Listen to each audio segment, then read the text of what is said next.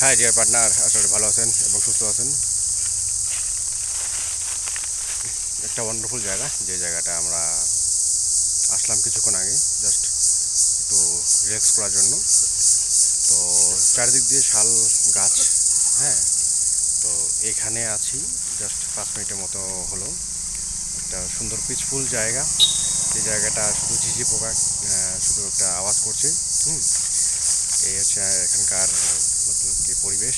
হুম, আমরা আসছি দুজন অলরেডি, একদিকে একজন আছে ওই যে উনি একটু দূরে। হ্যাঁ, তাতে পাশে এই যে, আর আমি। তো যারা যারা নেপাল আসবেন আপনারা এটা জায়গায় আসতে পারেন। এই জায়গাটা হচ্ছে হাই রোডের পাশে। হুম, নেপাল গেটটা পার করে নেপাল যাওয়ার রাস্তার পাশে, মানে পাশেই ডান দিকে। ওকে।